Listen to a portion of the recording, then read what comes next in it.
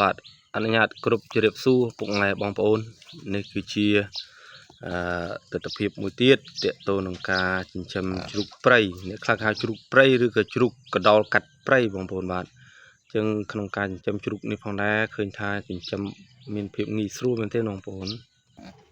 បាទងាយស្រួលត្រង់ថាយើងចិញ្ចឹមជ្រូកនេះគឺមិនទៅជាខ្វល់ខ្វាយក្នុងការថែទាំប្រហែលទេព្រោះនឹងឯងយើងមើលតែពាក្យថាកដោកាត់ព្រៃជ្រូកព្រៃហ្នឹងហើយគឺជាអំបូរពពួកជ្រូកព្រៃចឹងអ្វីដែលខ្ញុំឃើញហ្នឹងគឺការថែទាំយើងមិនសូវចំណាយនឹងការថែទាំយើងដាក់ពពួកស្មៅក៏បានដើមចេកក៏បានបន្លែក៏បាននិយាយរួមស្រួលចិញ្ចឹមបងប្អូនគឺស្រួលចិញ្ចឹមមែនទែនក្នុងការដែលចិញ្ចឹមជ្រូកនេះគឺខ្ញុំសង្កេតឃើញថាវាធន់នឹងអាកាសធាតុហើយនឹងធន់នឹងជំងឺដែរបងប្អូននៅថ្ងៃមុននោះគឺឃើញមានក្អែបខំបងប្អូនក្អែបខំកកខំនេះមេមួយនេះខំកកតែខំហើយអត់មានបញ្ហាទេបងប្អូនគ្រាន់តែហើមកកហើយយើងមុនយើងមានការបារម្ភដែរតែនឹងធ្វើម៉េចលក្ខណៈតែគ្នាជាសត្វហើយយើងក៏មិនបានជួយអីទេបងប្អូនមិនបានចាក់ថ្នាំមិនបានអីទេប៉ុន្តែយើងក៏ចាំមើលសកម្មភាពព្រោះអីទើបចិញ្ចឹមលើកដំបូងហើយឃើញថាក្អែបខំតែអត់ងាប់គឺគ្រាន់តែហើមកកបងប្អូនហើយថ្ងៃមួយទៀតនោះ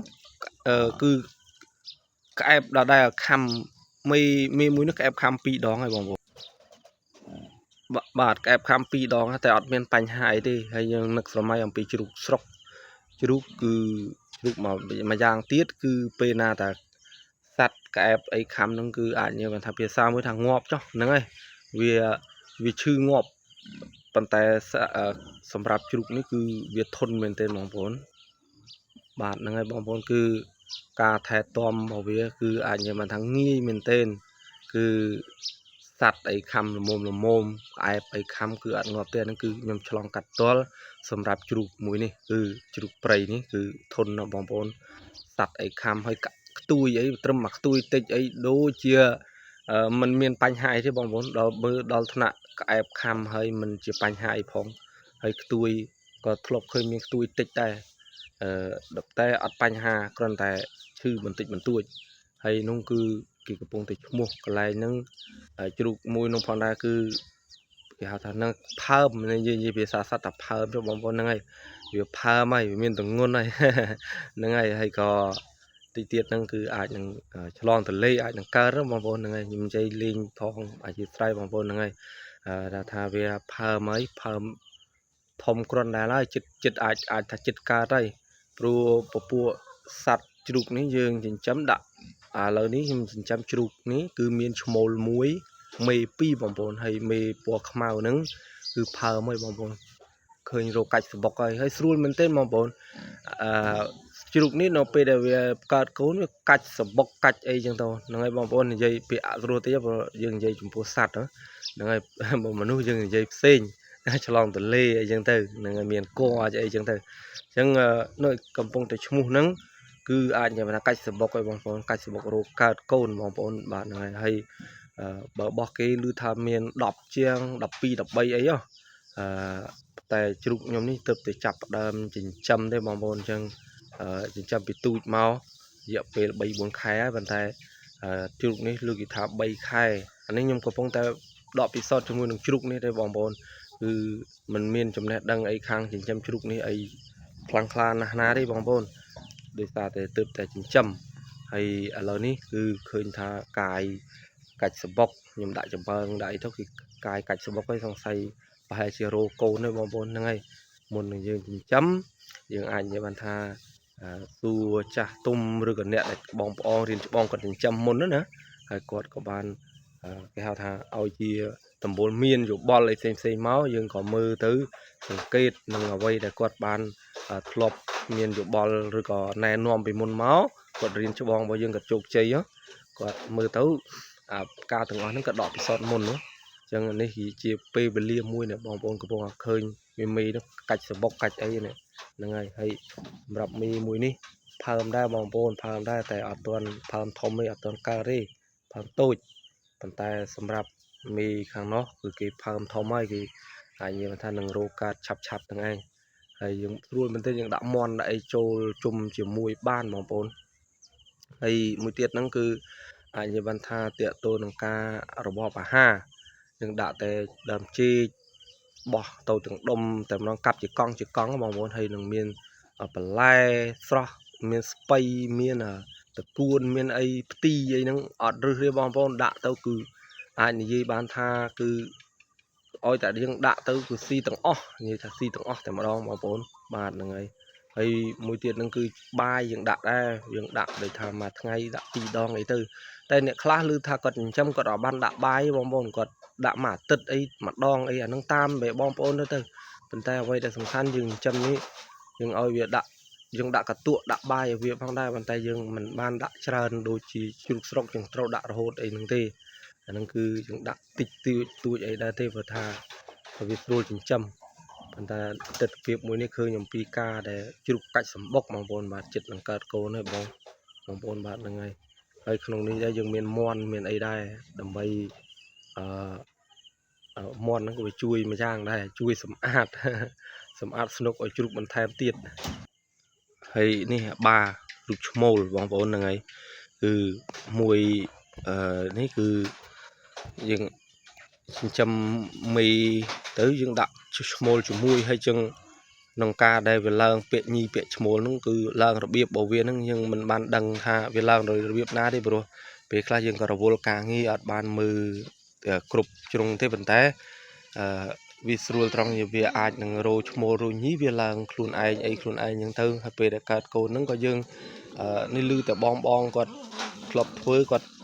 ปลดจำก็ทำมันบัดบารอมที่เตียงกาประกาศโกนเตียงกาได้เตียงกาได้ประกาศโกนเตียงกาได้เปะยี่เปะชโมเลยนั่งก็โดยเนี่ยยังอัดบัดบารอมขนมกาได้มือได้บองบนอัดโดยเชียบ่ยังจำกูจำไอ้บ่กูเปะชโมเปะยังเตามือไทยแบบซิงให้จุกนี่ยังมันบัดมือไปได้บองบนคือประกาศโกนไอ้เกิดคนไอบาดยังไงบองบนนี่ดอลเปย์เวลียยังดักบายใบนี่ยังรีจมูกหนึ่งกระตัวบานใบกระตัวthì ยังเอาเวียบางไงปีดองchoแต่เนี่ยคลาอ้อยบางไงแต่มาดองได้แต่ตามกาแต่บอมปนถึงช้ำคือขนมกาแต่บอมปนเอาใบนั่นคือเรียงครูในบอมปนปันกระนาทาเมียนบอมปนคลากดอัดบานเอาใบที่กดเอาบางไงแต่มาดองกับบานได้ลือเนี่ยคลาที่ทำมาตึดไอเอามาดองกับบานได้กระตัวใบนะโอ้โปรวิถึงช้ำสู้นะเวียเนี่ยคลากีมีจักรทมท้องกีดักนองจังกาเดเปจังโต้ทืออ้อยเกี่ยวทากาแต่จริงจำนั้นคือจำนายตุนติกบางคนจำนายตุนติกจังคือปูเวียอาชาอมโบปูจุกเปรย์นี้คือเวียรอดโดยครูในบ้านเอาแต่ยังเมียนตีทะเลทมตัวเลี้ยวิอากายนี่กายนู้ชั่วโมงนู้บ้านจังนี่คือเชียกายจำมวยแต่ยังเคยเพียบมันเพียบงีสู้เวททนในจึงงื้อให้กาไทยตอมดะอาหารนั่นคือดูมันเลิกจังอาศัยตัวเลือนี่จึงจำเซ็งอัดโดยจุกมวยที่เขาแต่จุกสกนั่นโดยหยอกเสียจากไอ้นั่นนั่งจุกสกโดยจึงจำโยสัตนั่นนั่งคือเราบ่มปอนจึงในบ่มปอนใบไอ้กรุบกรอนกีดำใบไปหยับลวดดำใบลังกะโลไปหยับลวดแต่สำหรับ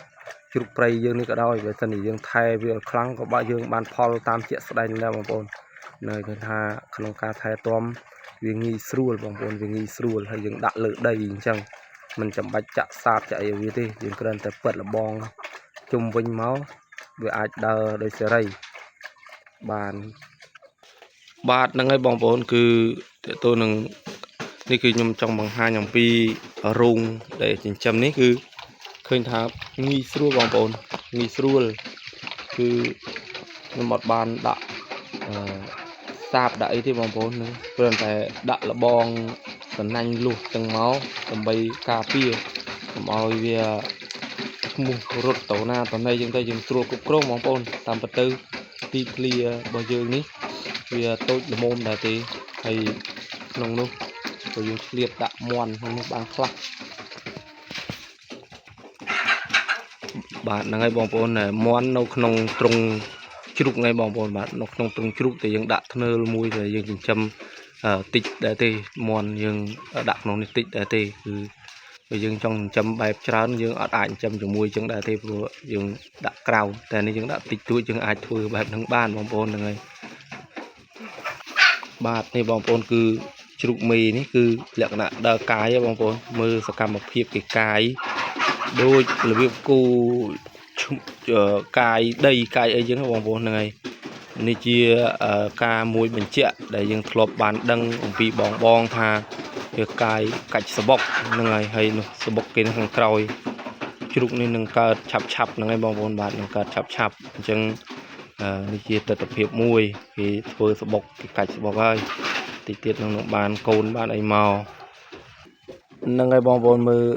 គេកាច់សបុកនេះគឺនៅក្បែរហ្នឹងគឺប្រមូលយកមកជាច្រើនហើយនេះគឺប្រមូលមកហើយឈ្មោះបែបហ្នឹងមកអានេះគេរបៀបកាច់សបុករបស់គេហ្នឹងបងប្អូនបាទហ្នឹងហើយគឺវា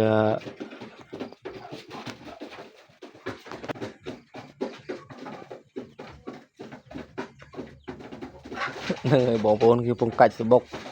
កាច់ឡើងយូរហើយនឹងអត់ទាន់ទៅណាក្រៅ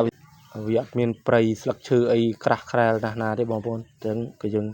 ប្រើចំបើងដើម្បីជំនួយក្នុងការដែលឲ្យជ្រូកយើងពំយកទៅធ្វើសបុកបន្ថែមបាទហ្នឹងហើយបាទហ្នឹងហើយបងប្អូនគឺនៅនេះផ្ទៃខាងក្រៅផ្នែកខាងក្រៅនេះគឺយើងពាត់លបងជុំវិញដែរដាក់លបងសំណាញ់លួសអញ្ចឹងបងប្អូនហើយស្នុកទឹកហើយទឹកដែលហ្នឹងគឺយើងបូមដាក់ទេបងប្អូនយើងបូមទឹកដាក់ដោយសារហ្នឹងគឺជាការដែលយើងឲ្យជ្រូកលេងត្រជាក់សាច់ព្រោះពេលក្តៅឡើងមកវានងគ្នាទៅដេកលនេលក្នុងហ្នឹងឯងបងប្អូនហ្នឹងហើយគឺជ្រូកនេះវាចូលចិត្តលេងទឹកដែរបងប្អូនហ្នឹងហើយកាយកឡុកដាក់ទឹកវាទៅហើយពេលដែលគេចង់ទៅកឡុកក៏គេរត់មកកឡុកមកចង់ចឹងនេះគឺជាកឡុកទឹកជ្រូកបងប្អូនបាទហើយមួយទៀតនេះគឺលក្ខណៈថាជ្រូកនេះខ្ញុំមើលឃើញអំពីការដែលល្អបងប្អូនហ្នឹងហើយយើងនិយាយអំពីថាលាមកជ្រូកចុះហ្នឹងហើយលាមកជ្រូកនេះកន្លែងជ្រូកសម្រាប់ជ្រូកដេកបាទបងប្អូនសម្រាប់ជ្រូកដេកនៅជ្រូកមេរោគោនេះគឺកំពុងកាយនៅតែបន្តកាយរោពពួកសម្រាមកាយចំបើងអីដើម្បីត្រៀមធ្វើកន្លែងគេបង្កើតកូនហ្នឹងឯងបងប្អូនបាទនេះសម្រាប់ជ្រូកមេដែលគ្នារោកើតកូនអញ្ចឹងនៅតែកាយបន្តធ្វើបន្តបាទបងប្អូននៅតែកាយធ្វើបន្តតែខ្ញុំអានេះកន្លែងដេករបស់វាបងប្អូនកន្លែងដេកតែមួយទៀតជ្រូកនេះគឺមានសណ្ដាប់ធ្នាប់ល្អខ្ញុំមើលខ្ញុំនឹងថតកន្លែងមួយទៀតគឺនៅទីនោះសិតតែលាមករបស់ជ្រូកបាទលាមករបស់ជ្រូកគឺនៅខាងនោះបងប្អូនបាទនេះកន្លែងដែលគេហៅថាកន្លែងដេករបស់ជ្រូកហ្នឹងហើយឥឡូវគេកាច់សបុកធ្វើដើម្បីចង់កើតកូនប៉ុន្តែមួយទៀតនេះបរិវេណដដែលប៉ុន្តែនោះត្រង់មករងដាក់មន់បងប្អូននេះបរិវេណដែលគេនាំគ្នាទាំងអស់ទាំង3ក្បាលហ្នឹងណាជ្រូកនឹងទាំង3ក្បាលហ្នឹងគេនាំគ្នាមកជ្រុងនោះបងប្អូនជ្រុងហ្នឹងគេនាំគ្នាទៅយើងនិយាយថាទៅបត់ជើងនៅនឹងចាស់ហ្នឹងហើយយើងនិយាយដូចមនុស្សចាស់ណែលិមួកជ្រូកគឺគេនៅនឹងគេអត់បានអត់បានជុះរញ៉េរញ៉ៃទេបងប្អូននឹងគេមានកន្លែងរបស់គេពេលដែលគេឈឺបាត់ជើងគេរត់ទៅកន្លែងហ្នឹងឯងបងប្អូនគេរត់ទៅជុះកន្លែងហ្នឹងអញ្ចឹងគឺមានស្ដាប់ធ្នាប់មែនទែនអញ្ចឹងកន្លែងនោះកន្លែងលិមួកជ្រូកហើយបន្ទាប់មកគេបាត់ជើងបាត់អីរួចគេក៏បាននាំគ្នាមកកន្លែងនេះកន្លែងដេករបស់គេបងប្អូនបាទក៏ទៅមានស្ដាប់ធ្នាប់ជ្រូកនេះសង្កេតឃើញថាជ្រូកនេះមានស្ដាប់ធ្នាប់បងប្អូនបាទហ្នឹងហើយក៏យើងដល់ពេលដែលវាត្រូវការចង់លេងទឹកក៏លេងទឹកក៏រត់ទៅក្រៅបាទបងប្អូនវារត់ទៅក្រៅទៅលេងទឹកខាងក្រៅបាទខាងក្រៅនោះគឺលេងលេងទឹកថ្ងៃបងប្អូនអញ្ចឹងជ្រូកនេះវាចិញ្ចឹមស្រួលបងប្អូនចិញ្ចឹមស្រួលខ្ញុំធ្វើវីដេអូនេះគោលបំណងចង់ថាជ្រូកកដោកាត់ព្រៃឬគេហៅជ្រូកព្រៃនេះនឹងការចិញ្ចឹមរបស់វាគឺស្រួលណាបងប្អូនមេនេះគេនៅតែបន្តកាយរហូតហ្នឹងបងប្អូនកាយរហូតហ្នឹងហើយអញ្ចឹងសម្រាប់វីដេអូនេះផងដែរខ្ញុំមានតែប៉ុណ្្នឹងដើម្បីចង់ខមមិនឬក៏ចង់បង្ហាញបងប្អូនអំពីការចិញ្ចឹមជ្រូកនេះគឺចង់ប្រាប់ថាវាចិញ្ចឹមស្រួលបងប្អូនចិញ្ចឹមស្រួលខ្លាំងណាស់គឺมันមានផលប៉ះពាល់អីទេយើងកំពុងតែធ្វើការក៏យើងអាចចិញ្ចឹមបានដែរបងប្អូនយើងអត់ត្រូវការថែទាំអី ខាងខាងណាទីបងប្អូនខ្លះគាត់មានចការធំគាត់មានចការធំមើលខ្ញុំបានធ្លាប់មើលឃើញវីដេអូគេដែរគេមានចការធំដូចចំនួន2ហាត់ទាំងហ្នឹងគាត់ជ្រូកគាត់ច្រើនណារាប់រយក្បាលគាត់ប្រឡែងចោលដូចជ្រូកព្រៃចឹងបងប្អូនកន្លែងដាក់បាយគឺមានតែមួយទេអត់មានកន្លែងច្រើនទេគឺជ្រូកណាដែលចង់បាយគឺរត់មកបាយនៅកន្លែងដែលគេដាក់បាយហ្នឹងហើយផុតពីនោះក្នុងដី2ហិកតាហ្នឹងបងប្អូនគឺរត់ពេញនៅក្នុងព្រៃចឹងហើយកើតកូនដោយខ្លួនឯងអីខ្លួនឯងគឺមិនចាំបាច់មនុស្សជួយបង្កើតទេបងប្អូនហ្នឹងមិនបាច់មនុស្សជួយបង្កើតទេបាទហ្នឹងហើយបងប្អូនហើយនេះខ្ញុំនិយាយនេះតាមវីដេអូគេដែលបងគាត់មានបទពិសោធន៍គាត់ចិញ្ចឹមជ្រូកច្រើនណាវីដេអូគេមួយទៀតហ្នឹងគឺដល់ពេលដែលវាកើតកូនកើតហើយក្នុងមួយអាទិត្យនោះវាត្រឡប់មករកន្លែងដែលវាធ្លាប់បាយហ្នឹងគេដាក់បាយហ្នឹងអញ្ចឹងដែលកូននោះតកូនក្នុងព្រៃក្នុងដប់ដីគេចំនួន2ហិកតាវាធំដែរបងប្អូនហ្នឹងហើយគេប្រឡែងគេពត់លបងជុំវិញ2ហិកតាហ្នឹងទៅគេដាក់ជ្រូករាប់រយក្បាលហើយដល់ពេលអញ្ចឹងទៅគេស្រួលក្នុងការដែលចិញ្ចឹមបងប្អូនបាទហ្នឹងហើយបងប្អូនហើយវាមានជាច្រើនទៀតក្នុងការដែលចិញ្ចឹមផ្សេងពីគ្នាប៉ុន្តែសម្រាប់ខ្ញុំផ្ទាល់នេះខ្ញុំសង្ខេបបន្តិចគឺថាក្នុងការដែលធ្វើចិញ្ចឹមជ្រូកនេះពួកខ្ញុំអត់បានថែទាំអីខ្លាំងខ្លាណាទេបងប្អូនគឺតែដាក់បាយមួយថ្ងៃក៏ដាក់2ដងហើយណាមួយគឺឃើញថាក្នុងការបាទហ្នឹងហើយពេលដែលយើងមានបន្លែមានអីចឹងទៅតែការថែទាំអីយើងមិនសូវថែទាំអីច្រើនទេបងប្អូនគឺយើងចាក់ថ្នាំវ៉ាក់សាំងចាក់អីហ្នឹងក៏យើងនិយាយរួមអត់ចំណាយទៅលើថ្នាំពេទ្យអីទេបងប្អូនហ្នឹងហើយអត់ចំណាយលើថ្នាំពេទ្យទេដូចខ្ញុំបានលើកចឹងគឺសំបីតែក្អែបខាំក៏មិនមានជាបញ្ហាអ្វីសម្រាប់ជ្រូកនឹងផងអញ្ចឹងហ្នឹងហើយបងប្អូនអាចសាក់លបងចិញ្ចឹមបានដាក់ត្រឹម3ក្បាលអីអាចសាក់មើលបានហ្នឹងហើយខ្ញុំមានវីដេអូហ្នឹងគឺធ្វើឡើងតែប៉ុណ្ណឹងអញ្ចឹងអត់មានអីទេបងប្អូនថតទុកមើលលេងបាទអនុញ្ញាតគោរពជម្រាបលាបងប្អូនបាទ